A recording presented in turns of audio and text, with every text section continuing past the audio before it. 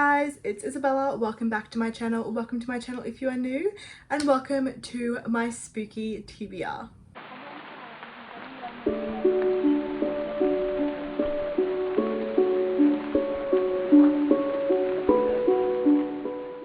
For me personally, spooky season is September, October, and then November, December is Christmas. That is all I'm thinking about.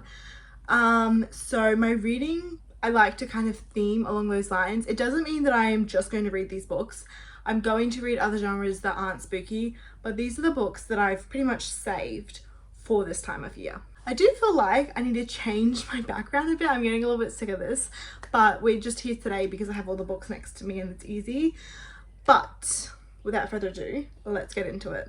I'm going to start with the books that were on my 2023 TBR card. So I will leave that video link down below if you want to see it, but it is basically just all the books that I wanted to read in 2023. And I made it in January, and for some reason I must have been in a really spooky mood because I have 6 books on that cart that were spooky that I wanted to read and save for this time of year. So now I have 6 books I need to get through that were just on that card. I'm gonna start with maybe this one, The Book Eaters. This one was so intriguing to me. I picked it up, read the back, and was like, yep, sold. So it says, hidden across England and Scotland live 6 old book eater families. The last of their lives, they exist on the fringes of society and subsist on a diet of stories and legends. Children are rare and their numbers have dwindled. So when Devon Fairweather's second child is born, a dreaded mine-eater, a perversion of her own kind who consumes not stories but the minds and souls of humans, she flees before he can be turned into a weapon for the family or worse. So we have these people who consume books, and then one day there is someone who consumes minds. It just sounds really bizarre to me, and I'm just excited to see where the story will go. I feel like I haven't heard a lot about this book, but I've seen people, like I've seen it on their shelves, and also V.E. Schwab, I don't know what this is called, not blurb, but she said she devoured this, which is very fitting for the book. And Olivia Blake actually wrote on the back, this gritty gothic anti-fairy tale knows the truth. Love will make a villain out of anyone.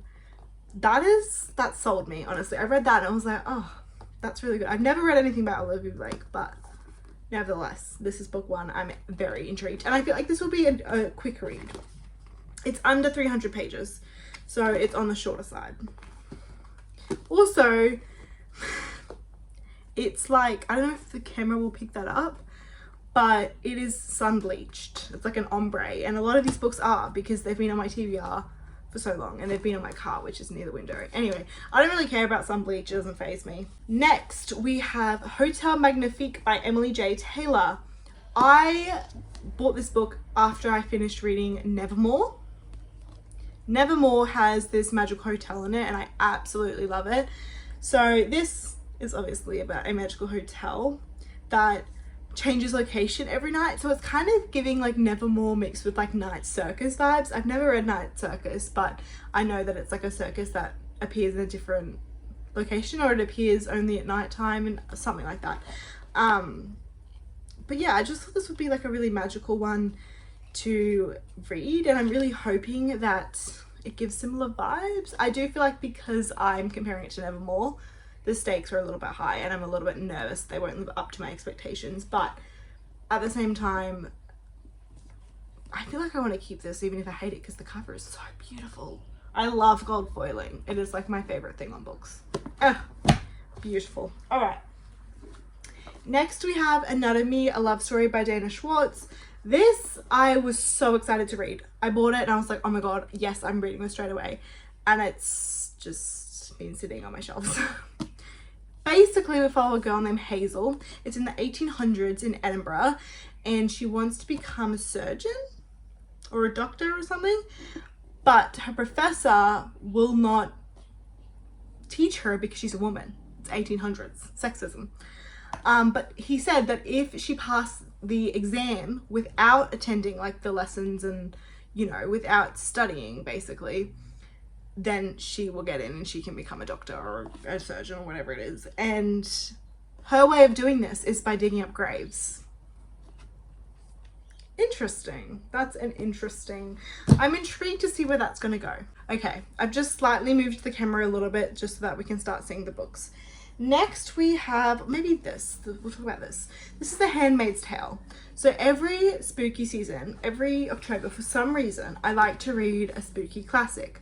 Last year I read Dracula, and this year I wanted to read Frankenstein, but I don't own Frankenstein, and I'm kind of in this thing at the moment where I'm just trying not to buy books unless I absolutely like feel like I can't live without them, because I have so many and I'm trying to get rid of some.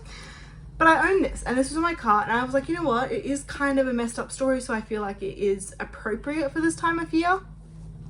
It's essentially about how women, or handmaids, their only purpose, their only thing in life is to breed, is to make babies, and we're just following that storyline, which I think is just going to be awful. It's going to be awful. It's going to be a terrible time, but I'm just so intrigued by that premise, because to be honest, if we're being like for real right now, that's not a completely bizarre thing. Like, I'm sure that's how many people view women. So I don't know, I feel like I'd like to read this, and there's so many retellings of The Handmaid's Tale too that I think I would like to read. I might put this next to it because it's a smaller book. All right, last two books that were on the TBR cart. We have Bravely. This was a cover by. That is literally Brave. That's Merida. That's Merida. I was just so excited. I love Disney. So this obviously is a Brave retelling. I don't know a whole lot, and I'm going to be honest, I'm not even going to read the back because I feel like there's a lot of information on here, and I just feel like it might spoil it. So I'm not going to read it, but the tagline is, to save her family, she'll have to be braver than ever before. So I don't really know what that entails, but I just feel like it's big writing. It would be a quick read, and it's not inherently spooky, but I just feel like this is the time of year to read it. That being said, I probably should have mentioned this at the beginning. I live in Australia, right? Southern Hemisphere. So it is spring. It is not fall, and it hurts me to say that.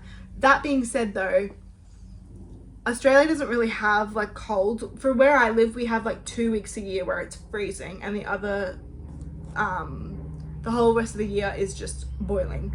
So we're just going to pretend like it's fall. Don't mind the plane. Every time I film, it's either a plane, a train, or a helicopter. I actually think it's a helicopter. This gives me fall vibes. Maybe it gives me spring vibes. I don't even really know what this gives me, but I just feel like it's time to read it. You know, it's just appropriate. Then we have The Lost Apothecary by Sarah Penner. This is also pretty badly sun bleached ombre, and I've had it for a very long time. This is also a cover by, but it does sound really interesting. It's basically about this apothecary where they sell poisons for like husbands, I think, or like men, oppressive men. Yeah, so they well-disguised potions to use against the oppressive men in their lives. So it's giving girl boss, and I'm so excited to read it. Yeah, I don't know. I feel like I could either love or hate this. It is historical. I'm not the biggest historical girly. But I don't know. I feel like it definitely has potential. I'm really sorry if there's lots of background noise. I've already filmed this video once. I'm not refilming it again. The next book we have, I actually literally just bought like a couple days ago because I saw it and I was like, you know what? I know I just said that I wasn't trying to buy books, but like this one is different from what I have. It's actually a graphic novel, and I don't own many graphic novels, and it just looked good. Okay, I was like, you know what, let me try it. So it's called Ghost Book by Remy Lay. I don't really know what it's about, and I'm not going to read the back for a very similar reason to Bravely. I know that there is this ghost person, they interact. That's all I know, and I feel like I'm going to read this maybe even on October. Like on October 31st, on Halloween. I feel like it would just fit the vibe. I also love the art. Like, I don't know, it just seems very, sorry, I know I'm flicking through this book a lot, but I'm just obsessed with the art. I think it's so pretty. This would be good. I do want to do like a spooky, actually maybe I'm not going to read this on Halloween. I want to do like a spooky 24-hour readathon, but I probably won't do that on Halloween. I'll probably upload it on Halloween maybe, or sometime around then. But I'd like to read this and that because it's short and easy to read. But that is our next book. So far we have 1, 2, 3, 4, 5, 6, 7. 7 books. All right, let's see what else we've got. The next book, I'm kind of taking the fact that it's spring and deciding to embrace it with a book that isn't spooky, but I just feel like is the appropriate time to read it, and that is The Wisteria Society of Lady Scoundrels. This is part of the, what series is this even called? The Wisteria series? That doesn't sound right. The Lady Scoundrel series? I don't even know. It doesn't even say what the series is called.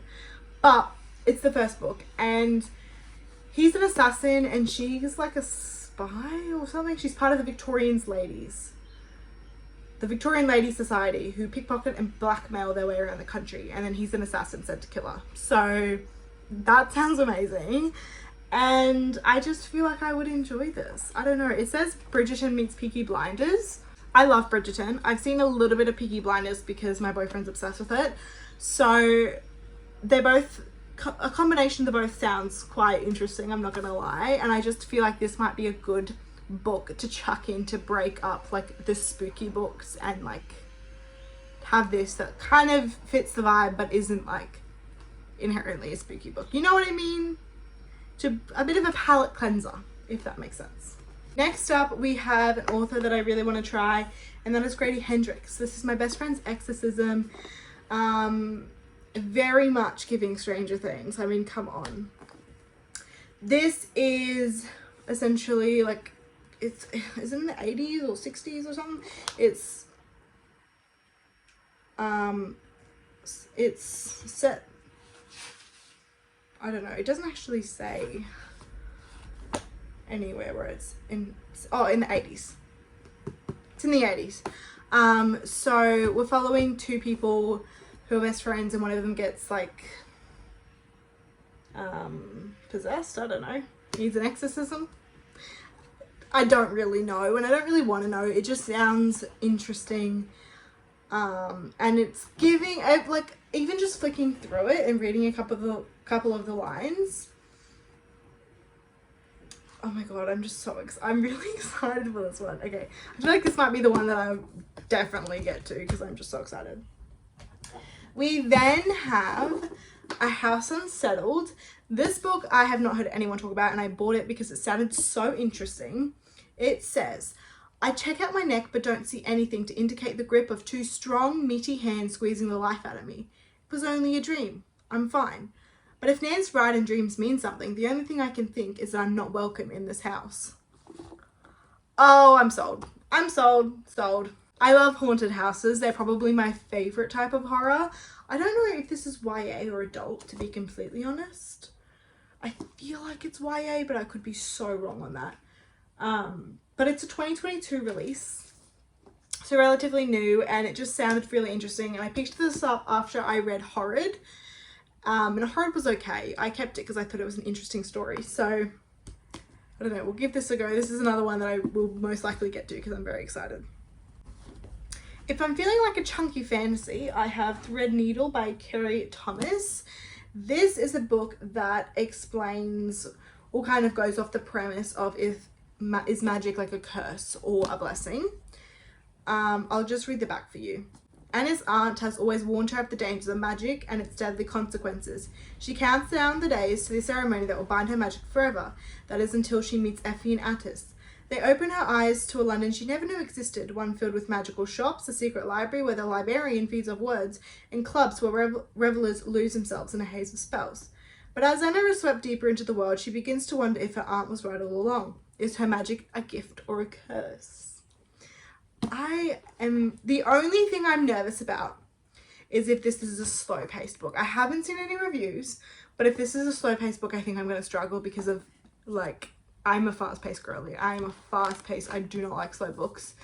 And I don't know if it is, but nevertheless, I think it has potential. I think it's going to be really atmospheric, and I've just set the vibe, you know? I feel like I've said vibe a lot in this book, but a lot in this book and in this video. Oh gosh.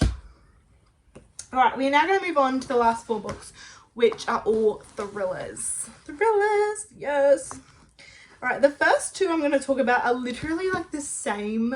Like when I first filmed this, I read the back of both of these books and I had like a oh my god moment. These are literally the same synopsis on both of these books. And that is The Girl on the Train and The Woman in the Window. These are the same. And if I'm being completely honest, I feel like I'm only going to read one and I'm feeling more inclined to read this one. But I'm putting them both on here. This girl's on a train and then she sees something one day that she shouldn't have. This girl's in a window and she sees something one day that she shouldn't have. And I don't know. They both have movies. That's all I'm really going to tell you. That's all I really know. I just know that these books are very similar. And they're classic thrillers. You know, I feel like I should have gotten to them by now and I haven't.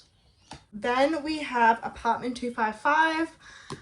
This is basically the book / movie You, but in a female perspective.